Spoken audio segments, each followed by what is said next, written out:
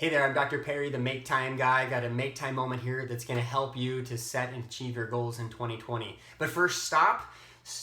Do not set goals. Let's talk about what you should be doing now before you even get to 2020 goals. This is a common mistake. A lot of people, hey, it's 2020, yay, let's throw out everything old and let's just get straight to the new. It's a binge purge methodology that if we're not careful is the reason why we probably don't even achieve those goals we've set years and years ago. Now, I'm going to tell you something you can do right now that'll help you for 2020 and this next decade. What a great gift this is. A brand new year, brand new decade. So first thing, number one is to review last year's goals. If you didn't set any goals, that's okay. Just review maybe some of those things that you felt like have changed you for the better. For me, I keep my goals up here on the side of my wall. I look at them every day. I even sometimes repeat them or write them down to help me. But for what I do with these goals is as I review from top to bottom. I actually review a scripture that I have each and every year. You know, some people use a word and that's phenomenal. I try to take that word and find a scripture that matches, that's strong to help me, because I'm a person of faith and conviction, and I do that first. And no wonder that my first area of priority is spiritual health. So first off, look at your last year's goals and review them according to your values, not just accomplishments. I check, I did this, I did that. Yes, SMART goals are important, but how has that changed you? How has that helped you to connect with your values? Talk all about that in other Make Time moments and trainings that I have on YouTube and on my Make Time Productivity course, so check that out.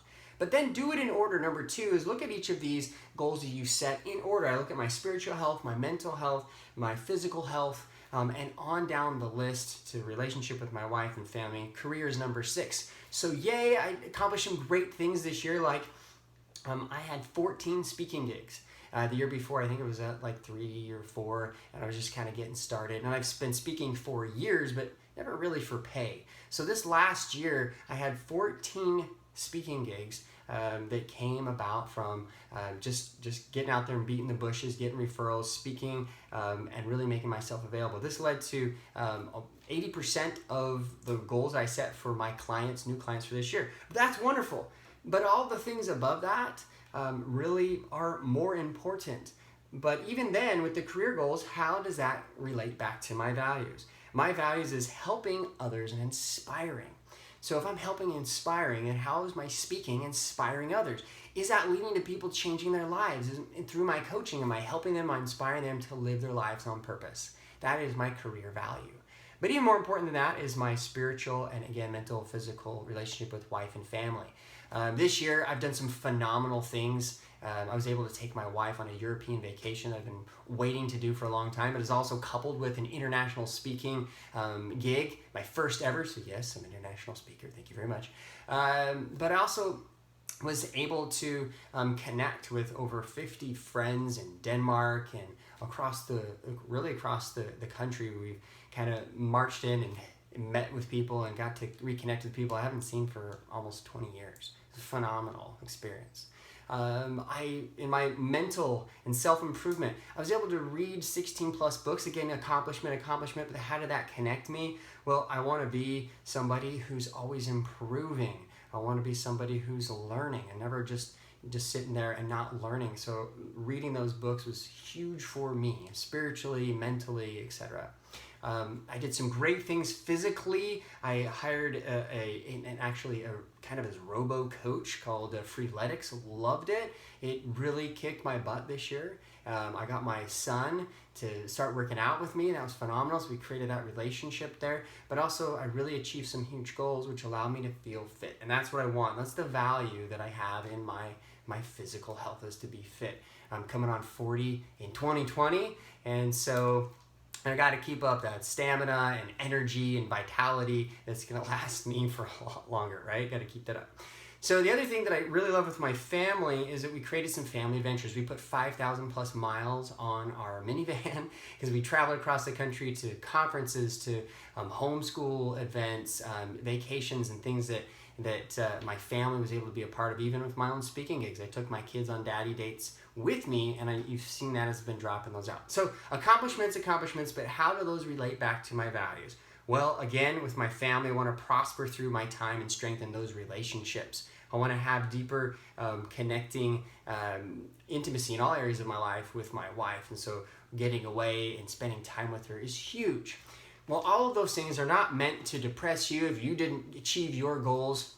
I didn't achieve every single one of my goals. And for the last 5-6 years of all the goals that I have here that I've been keeping track on this type of record keeping, I haven't always achieved them all. But if I go in and look at the top things, the things that are most important to me, if I can at least achieve those top 3 or 4 or 5 goals, the ones that mean the most to me and my highest priorities, and I've seen how they've changed my life and helped me become a better person to live my values, then I'm living my life on purpose.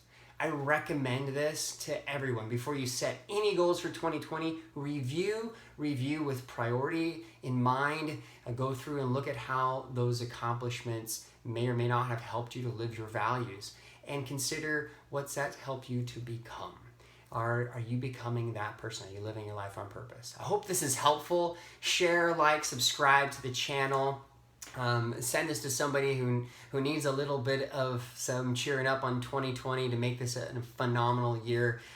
Look at the Make Time productivity course I have down in the links, but also check out the new podcast that's coming January 9th. And I'll tell you right now the reason why it's coming out January 9th. My father passed away January 9th. This is kind of symbolic for me to roll this out at this time, to remember that his experience at age 49, I'm coming up on that, I'm entering my 40s this year, how that's affected me and how him living his life on purpose has led me to making this my career value and mission.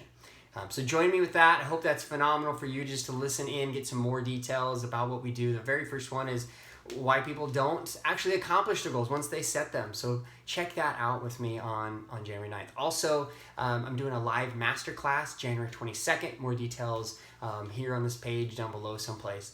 Please join us. We will look more at priorities. So if you're wondering how do you set these priorities, come join us. I'm going to teach you how to do that January 22nd. All the best. Subscribe, share, like. Love you all. Make time to live your life on purpose. Bye-bye.